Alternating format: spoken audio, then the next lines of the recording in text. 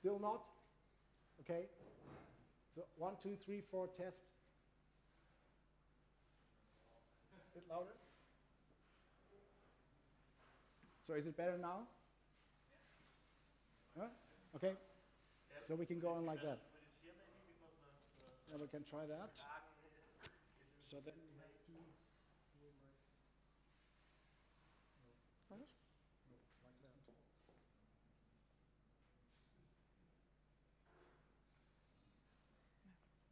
that. 1, 2, and 2. Better? Okay. So maybe you should do it the same way. Okay. Can you hear me? I hope so. Okay. Thank you. So I say goodbye and. Cool. I think we can start because it's already 2 minutes late. Maybe someone can close the door.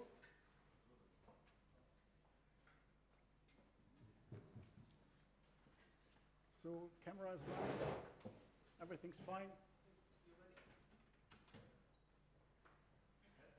Test, 1, 2.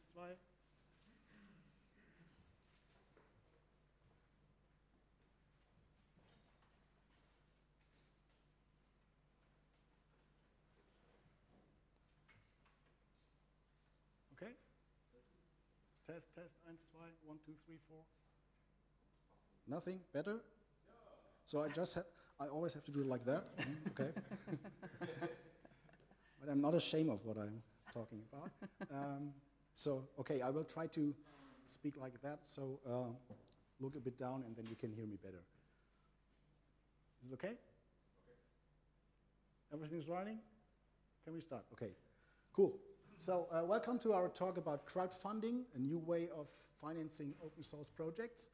It happened at the same time, at the same place, exactly in the same room last year that we were talking about our Gridelements crowdfunding campaign, and now we want to tell you about the results and why we think that crowdfunding is a good idea for all other projects in the Type 3 community as well. So maybe I will give you a short introduction.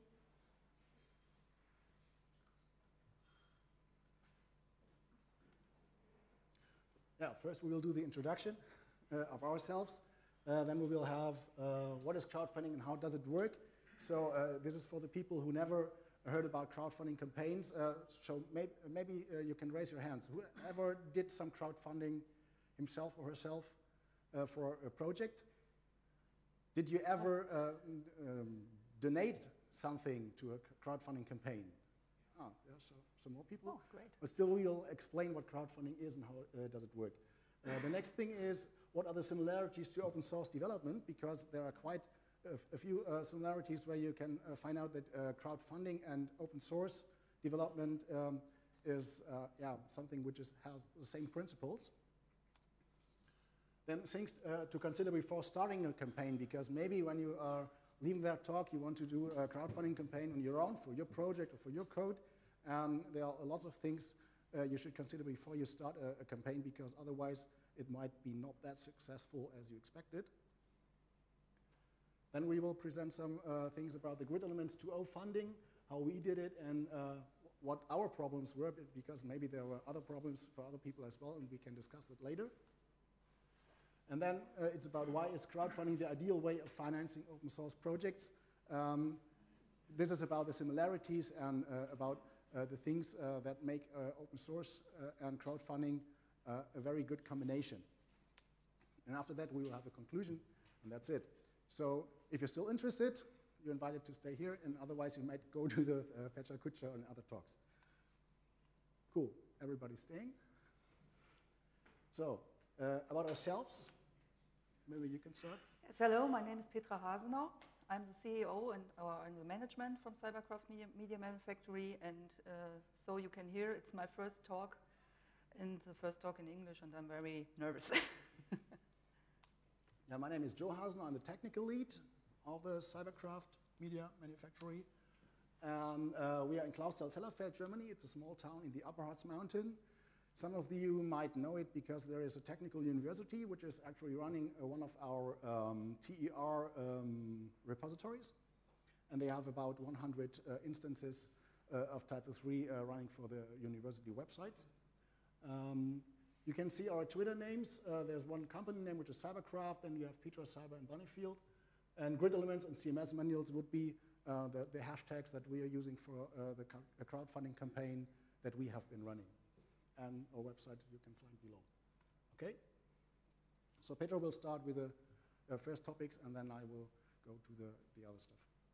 So we will start with what is crowdfunding and how does it work.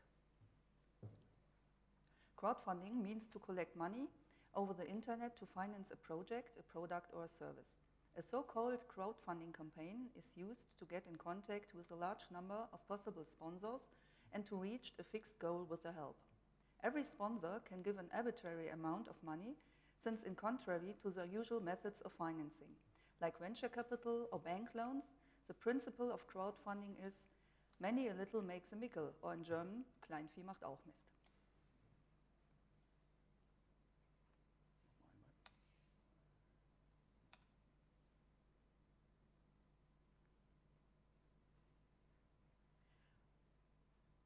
What is crowdfunding and how does it work? Other than crowd investing, crowdfunding is about products, projects, and services, not about companies. You will need a crowdfunding platform like Kickstarter or Indiegogo. Depending on the country your company resides in, there might be national restrictions to use a particular platform as a starter. This is why we found StartNext in Germany, since Kickstarter was accepting only US citizens as starters. You will have to set your target amount and define a time frame to reach it. StartNext gives you a maximum of 3 months to reach your goal. Now you can create different goodies that your sponsors might get for sponsoring a certain minimum amount. StartNext calls them rewards. The whole process of such a crowdfunding campaign is divided in different phases. We will take StartNext as an example, so other providers might have slightly different processes.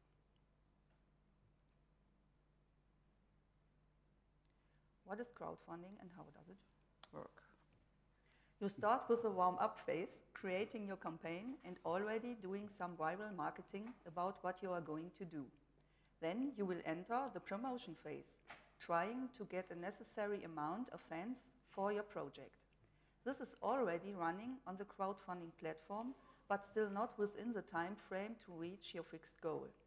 Depending on the amount of money you want to get, you will need a certain number of fans to switch to the actual funding phase. This is when people start buying your good goodies or just donating arbitrary amounts, and each of them will be added to the final funding.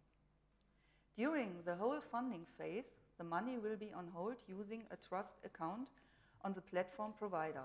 Depending on the amount of money you are able to raise during that phase, you will either get in during the finalizing at the end of the time frame, or it will be passed back to the original sponsors again. As soon as you got the money from the trust account, you will be legally obligated to deliver the product, project, or service you promoted and to send out the rewards.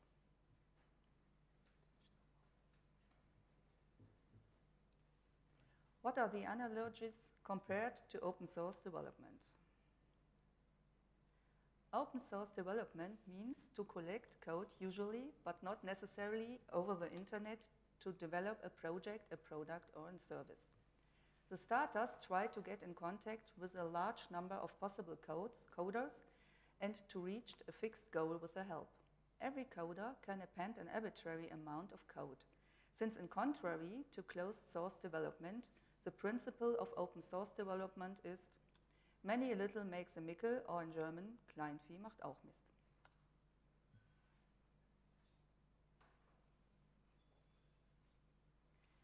In most of the cases, open source development is about products, projects, and services as well, not about companies.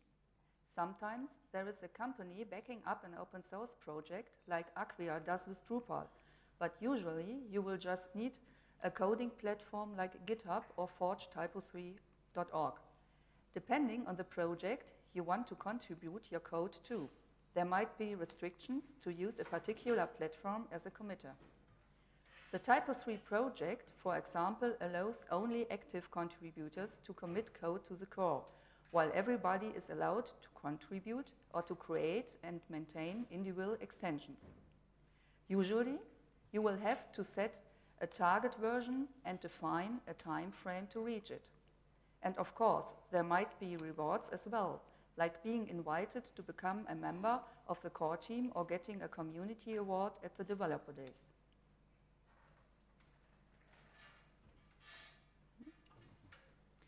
What are the analogies compared to open source development? You start with a warm-up phase, brainstorming about new features and the way you want to go with your project. Maybe you will do a sprint to collect ideas before you will enter the actual coding phase. This will usually be within a fixed time frame, and you will try to finish as many as possible of the features you promoted for your upcoming new version before the feature freeze. This feature freeze is a point when you will enter the beta phase. That will allow bug fixes only, while new features will have to wait until the next version. After a successful bug fixing phase, you will prepare your release candidates and finally have a release of a new version of your product.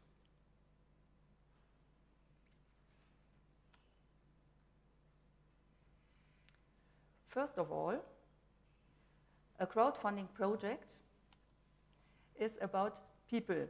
You will need not just enough sponsors to reach the funding goal, but the right team to implement the things you promised. And of course, you will need enough popularity of both. The features you want to implement and the people representing the campaign, since otherwise you might not get the necessary number of friends.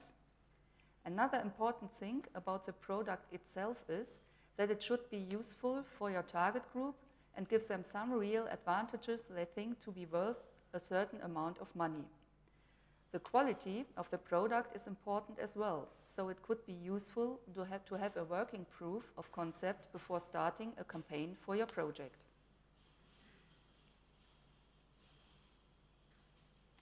Things to consider before starting a campaign. For the actual campaign, there are other important things to consider. You will need the right items to split up the project into smaller chunks that might be interesting for your target group. This way, you will have a kind of voting on the features you actually wanted to implement. Depending on the item, you will have to find a reward with a matching value, so that higher sponsoring amounts for an item will return a better reward for the sponsor. The rewards do not necessarily have to be related to the item itself, but you have to make sure to be able to produce and deliver it in time, which is one of the pitfalls we had to face with our Gridelements campaign. Another very important thing is trust, since the sponsors will give you money in advance and therefore they have to trust you as a starter, and of course they have to trust your partner, which is in most of the cases a provider of a crowdfunding platform backed by a bank.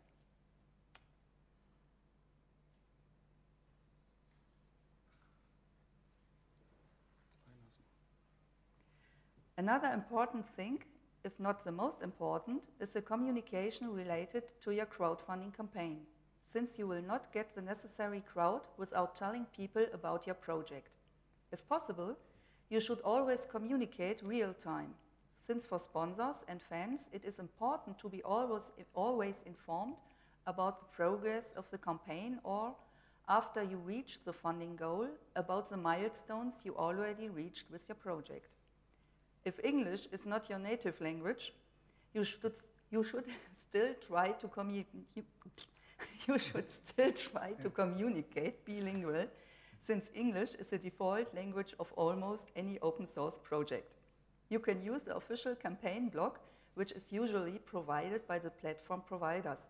Or you could go for channels like Facebook, Twitter, Google+, and in our case, the official Typo3 channels as well. Finally, you should be present at official events for Typo3. This would be the developer days, the regional Typo3 camps, or conferences like this one. Now that's your part. Finally, you made it. I think for the first time it was quite good. Okay, so now let's come to the Gridelements 2.0 funding campaign, which we started last year. I don't Actually, the ideas for the Gridelements funding started at the Type 3 User Experience Week in 2009, when we met with about 30 developers and designers, and we created the well-known backend layouts that are now available in the core, but for pages only. And then we had a project much later where we were working for the Deutsche Telekom, and they had still Type 3.4.3 at hand, and were using Templar Voila. And when they updated to Type 3.4.5, they actually wanted to get rid of Templar Voila as well, because they had some technical problems with that. And this is why we invented Gridelements during that project. And in that time, it was still paid by the Telekom, and we had some paid development with 2 guys who were working about half a year to produce the first version. So this is how Gridelements came to life. The problem was that actually we wanted to do it for the core, but we never managed to get it into the core, because there were some people who did not like it, because it was meant as a replacement for Templar Voila, and there were Templar Voila fans. Others said we don't want to have any templating methods or structuring methods in the core, because the core should focus on other stuff. We never managed to get it into the core, and we never had the manpower to improve it further, because the actual project stopped. And this is why we started with a crowdfunding campaign in September 2012. We had quickly, I think within 2 days or so, we had 100 plus fans, which was the number of fans we needed to start the project. Because when you have a certain amount at Start Next, for example, I think it was 7,500 euros, you need a certain amount of fans before you are allowed to start the project. Because they say it doesn't make any sense when you have just 5 fans and you want to raise 10,000 euros and the fans don't have 2,000 each. So they start when you have a certain amount of fans. The goal was 30,000 euros, and the campaign ended exactly at the New Year's Day of 2013. In the end, we had 100 plus sponsors. Some of them didn't use the actual Start Next campaign possibilities to donate the money and to have a trust account. They sent the money directly to us because they didn't trust Start Next. Actually, we meant it the other way around. We wanted to have the trust account of Start Next so that people can trust this bank instead of having to give the money in advance to us. Sometimes it differs a bit. The final amount we were able to raise, including the money that people sent directly to us, was about 35,000 euros. And this is what we had to start with the actual coding phase in January. The problem is, and this is one of the first problems you have to face, when you do something, especially on German platforms, I don't know exactly how it works on international platforms like Kickstarter. When you do it on German platforms, the amount of money you get is including that. So the actual amount we got is much less. This was the money that we had to spend it, for example, for the coders or for the event locations and stuff like that. Then we had to pay for accommodation for a whole week. We had to pay for travel for the people who attended the sprints. We had to get some goodies for the coders. And of course, we had to produce and to buy the rewards for the sponsors, which was one of the other problems that we can talk about later. So actually, for the coders, we had 15,000 euros left, which is still a lot of money, but not that much when you consider the hourly rates of an average German PHP developer. So we had still some people who just attended for nothing. We had other people who said, okay, I will contribute, but I don't want to come to the sprint, but I don't want to be paid at all. And others just said, okay, I will just calculate an average amount, and I don't want to be paid for everything I did. So we were still able to do a lot of things. But the first problem we had to face was we got the money, but nobody wanted it. So it's exactly the same problem that the people from the core team described. They have a lot of budget, over 100,000 euros, but there's nobody who wants to get it. It just wants to get the work done and say, okay, I will write a bill, just give me the money, I will do the job. So we had to do some recruiting and to motivate people just to help us spending the money, which sounds funny, but it is exactly like that. And we had to, of course, coordinate all these people, because it's not that easy when you have to find freelancers that are actually doing the work so that they have a time frame when you can put them all together for a week. But we managed to do that. So finally we had, I think it was 7 people who attended the sprint directly, and other people contributed from remote locations.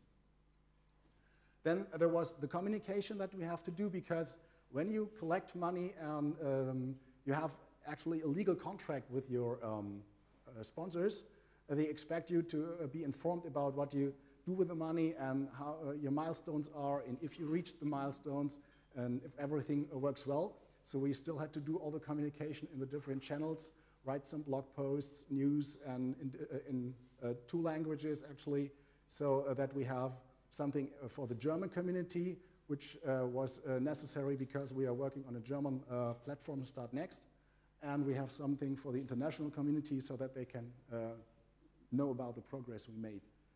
And then we had to go into production. And production in this case not just means the code production, but we had to produce the t-shirts for the sponsors and other stuff as well. And this is one of the things we still have to struggle with, because we promised a DVD, a tutorial DVD, and we didn't expect it to be that complicated and to be that time consuming to produce such a DVD. So it's still not ready, but we'll promise the sponsors who have the amount, I think it was for the at least 500 euros or so, they will get it as soon as it's ready. And luckily it will be ready together with the Type 362 LTS version, so it will last a bit longer than the one we had to produce a few months ago. So we will do another version of Gridelements, which will be compatible with 6.2, and then we will do the videos based on that.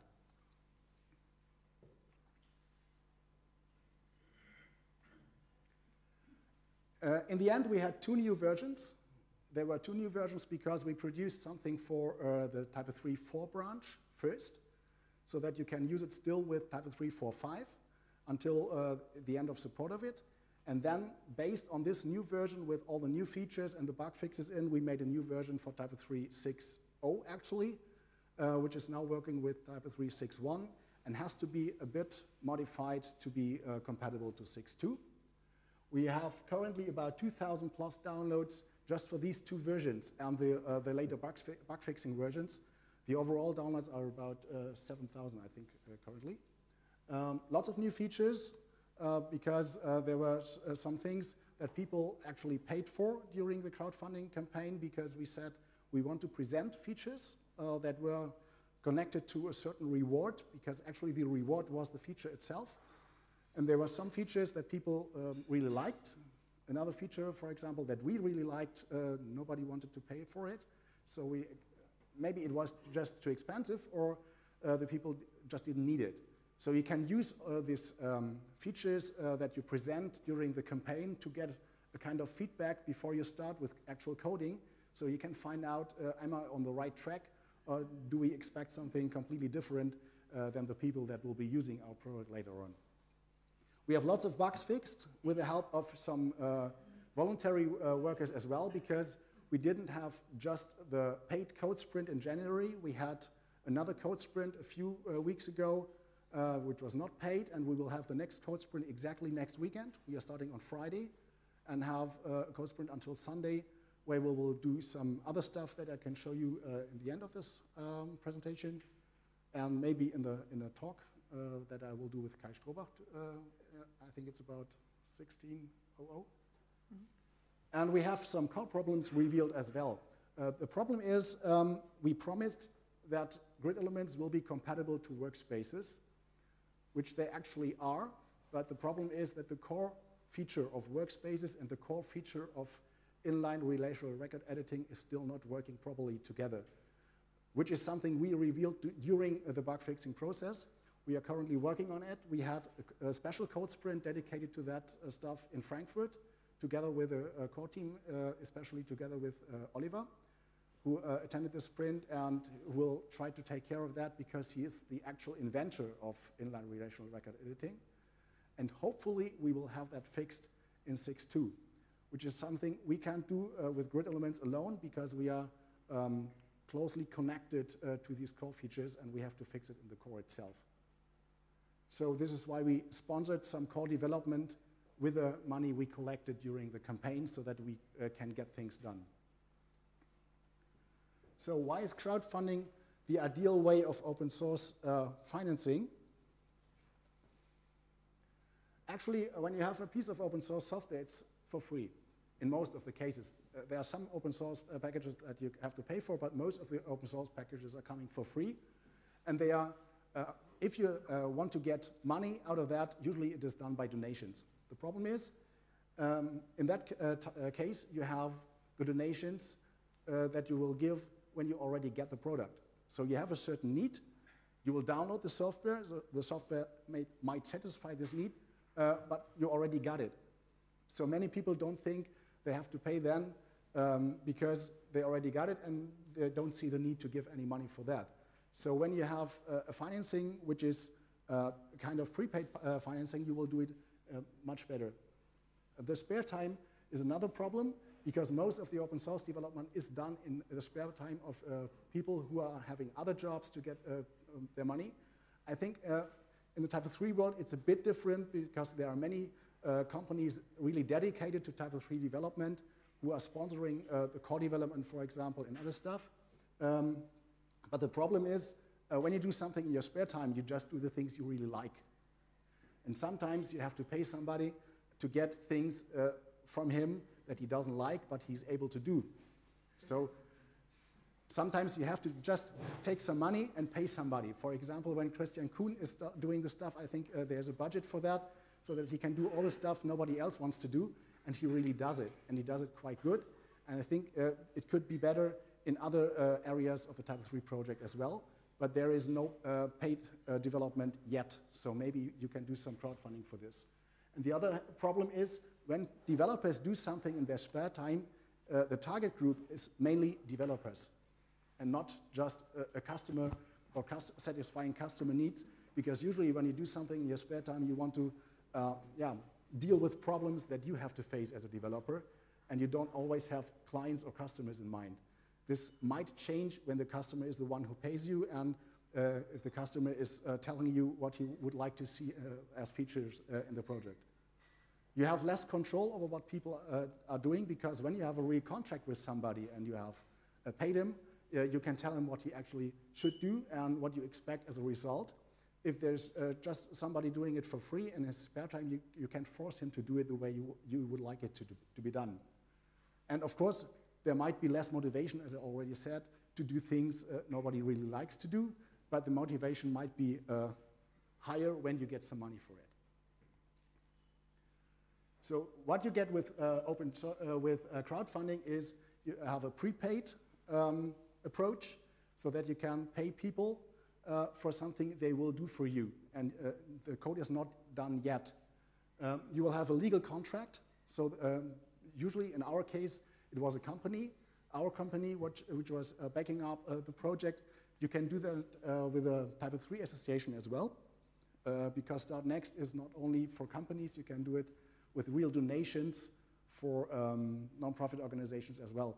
In this case, you don't have to face a problem with the taxes, because then you have just donations and there's no additional tax.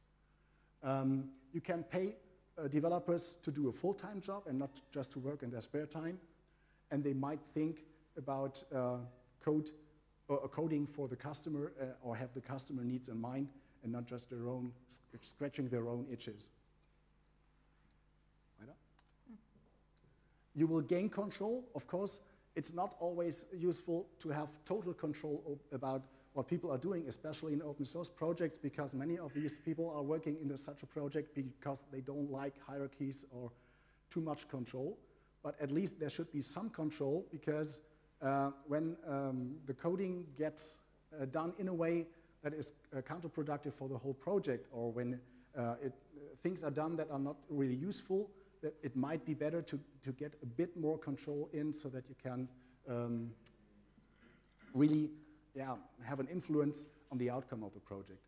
And you can gain motivation as well, because when somebody is paid for the job he's doing and he doesn't have to care about how to earn money, for example, to feed his family, then it's much easier for him just to concentrate on the open source coding, and he doesn't have to concentrate on a second job that he just does because he wants to make a living. The result might be that you switch from a developer tool to a customer product.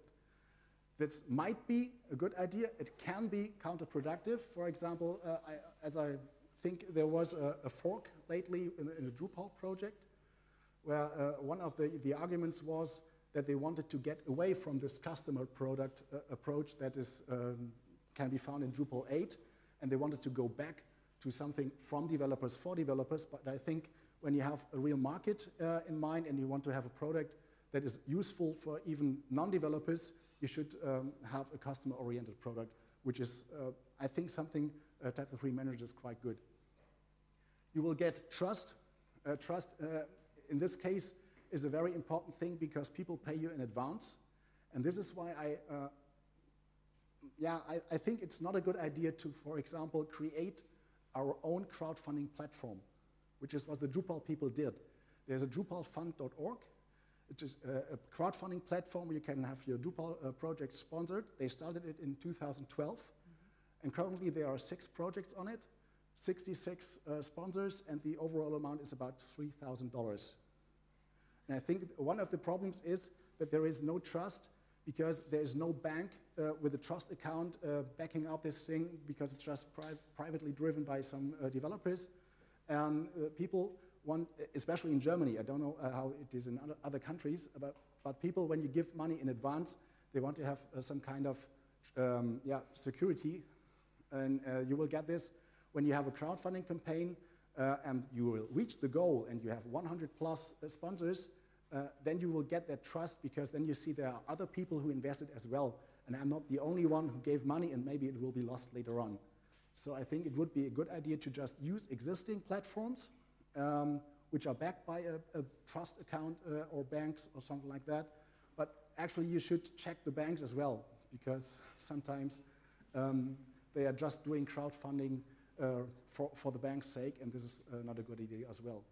You will have reliability because in this case, the reliability results out of the contract that you get due to the crowdfunding campaigns that force you as a company to have the things done that you promised. You can just tell, okay, I will do something, I don't know exactly what it will be, but we will develop something further, which is something which is very easy to do when you have the Type 3 association, because the association will just collect money and you don't know what you give the money for actually, because then it is decided where the money will go and which projects will get the money, and you have no control over the money itself, so that you can say, I will pay 10,000 euros, for example, to get exactly this feature done, because it's not how the non-profit organizations are allowed to work. When you have a real company and a real contract, you can say, okay, I bought this feature and I want to get it now. And this is the obligation of the developer to just do it the way, because when we do a contract with a developer who is working for such a feature, we will be forced to deliver. And this will actually lead to the payment that you want to get in advance, because when you get it in advance, you have a much better way of calculating how you want to produce your stuff. Okay. Conclusion. Crowdfunding for Type 3 projects, in our opinion, is a good idea, but it should be Type 3 projects, not the whole project. It should be backed up by T3A budgets, because as you remember, we had just 15,000 euros left when we just took away all the enabling costs that would have been possible to be sponsored by the T3A. So I think it would be a good combination that the paid development will be financed by crowdfunding, and the T3A budgets will be used to pay the enabling costs. We will have customer-oriented extensions or core features, because this is one of the key features you will have to get in the project, because people won't pay for something they don't care about or they don't know about. They will pay for something that they really need. So you have to define these needs, and you have to find out if there are some things you can do with crowdfunding. Other things might not be possible to do with crowdfunding. And you will have to define roadmaps and milestones, which is essentially, because when you tell people, yeah, we will do something, we don't know exactly what, I don't think you will get too much money with a crowdfunding campaign. So you have to exactly define what you will be doing and when you will deliver. And of course, it would be no good idea to finance system critical functions. For example, the security team should always have a budget, not just when the crowdfunding campaigns work out, because otherwise you will have security holes in your system and nobody wants to fix them because there's no money. I think there should be some budgets that should be always available, backed by the T3A in this case, for example, for the server team, for the security team, and for other teams as well. So crowdfunding is not the golden hammer of financing open source projects, but it might be working for a lot of customer-oriented features.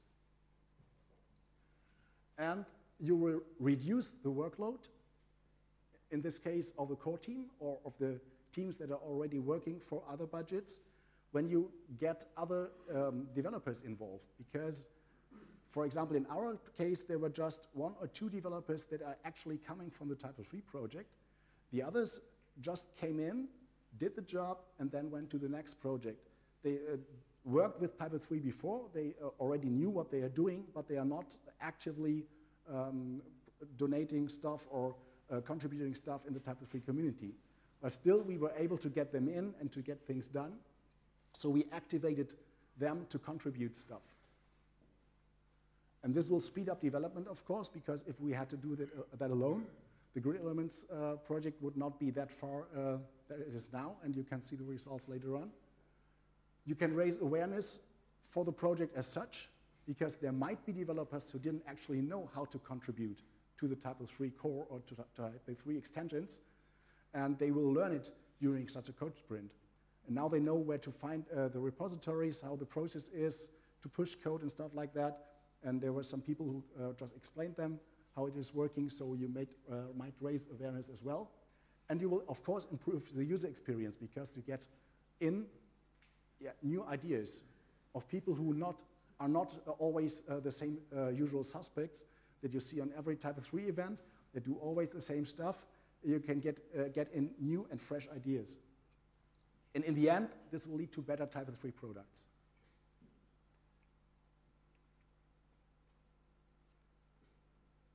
So, this was our talk. Do you have any questions about crowdfunding as such or other stuff as well? Do you think it would be possible for the Typo 3 Association to provide an own crowdfunding platform like Drupal, but with the association at Trust instance? I think it would be possible, but I think the problem will be the same. You will have a community which is already there, so actually you should be able to get the money from this community without a crowdfunding platform. If it was not possible yet, with the actual means you got and you have been using, I think there might be other reasons as well. I think when you use a platform, for example, like Kickstarter, it would be a much better idea, because then you can involve the masses. Even people who are not connected to Typo 3 at all might be connected to Typo 3 just by donating, even if it's just $5. They can say, okay, this is a quite cool feature, maybe I can use it as well. I don't even know what Typo 3 is, but maybe I will try it. Yeah? So I think it would be a better idea to use existing platforms, because they already have a huge market with millions and millions of dollars that are spent there. Not in Germany, because Startnext, for example, they have, I think they reached the 6 million mark or so. So they are not that large. But in the US, for example, there are large platforms for that. So do you know, or do you actually get money from crowdfunding from people who are not connected to Typo 3 at all? Yeah. Yes. Yeah, okay. There were people who are not connected to Typo 3. They just liked the idea of financing open source software. Not really huge amounts. I think the smallest amount we got was €2. 2 euros. And the largest amount, which was, of course, a company which is connected to Typo 3 and using it a lot, was 6,000 euros. And in between, there were different amounts from people who just bought some of the features, or some people which said, I don't need any of these features, all these rewards, I just give you some money. Yeah. Yeah, there are other questions as well, but is this question... It's not related to Okay, so maybe we're going with the second question. Well, do you think there is a huge amount of people who could start such an action? Well, I remember Petra calling me about this crowdfunding campaign. So, okay, I know you people, know you guys, and I trust you. Okay, then of course we give money. Yeah. But if anyone had done it that I didn't know, well. Yeah, this is what we meant. I think you read the term popularity. Popularity is important in two cases, because you need something which is popular that you want to sell to the people. For example, this Gridelements feature, when it came up, it was quite popular because people wanted to get rid of TV for the structural part, not for the flexible content elements.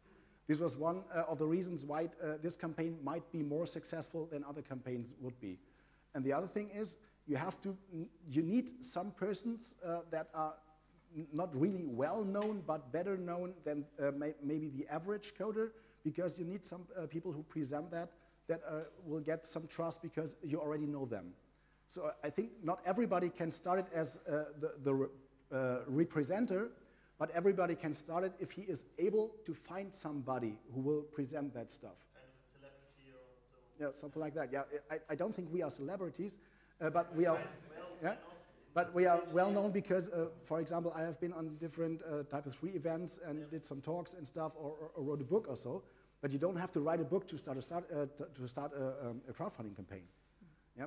But I think you should be present on all the different events. When you're just sitting at home and coding and nobody knows you, maybe they just know your name because you are an active contributor, but still people have to trust you. And it was very important because I got some questions before. They ask, oh, and when I sent you the money and it's not, we don't reach the goal, what is without our money? And I say, okay, there's a bank behind. When you send the money, we didn't get the money before. It's to the bank, it reached the bank, and when the when we actually reach the goal, we get the money, not before. That's the first time when we get the money, when we reach the goal. And when we didn't reach the goal, the money get back to the person who sent it. Yeah, I think there was another question as well. Over there? No? Okay. Reaching the goal means reaching the amount of money, yeah, but not delivering the product, right? Yeah, exactly. So you have to reach. Get money, but you, as a customer, you even need to trust you deliver. But in this case, the risk is split up into many smaller chunks, because you have 100 people taking the risk and not just one. When I went to a company and I said, okay, I want to get 30,000 euros prepaid to do some Gridelements coding, maybe I would have been lucky, but I don't think that many companies would have been there to say, okay, fine, you will get the money, here it is. But since the risk was very small for most of the sponsors, and it was a risk they were willing to take, I think crowdfunding is good exactly for that, so that you can split up the risk into many smaller chunks, and people say, okay, if the 500 euros I will sponsor are gone because they don't deliver, it's not that harmful, as if I had paid 30,000 euros in advance. So you can still get prepaid coding, but the risk is not that high. Okay, here we have not much time left anymore. Any other questions? Okay, then we have just one more thing. Coming soon, there will be a new crowdfunding campaign for theme packages, the base for Type 3 CMS designed themes. And you can attend another talk today, which is by Kai and me. We will do it in the large room over there. I think it's 4 p.m. And you can, of course, support the upcoming campaign if it's a feature that you're interested in. So I think we will start maybe this year, maybe in the beginning of next year to do this crowdfunding. Thanks for your attention. You will find all the contact data over there, and that's it. Thank you.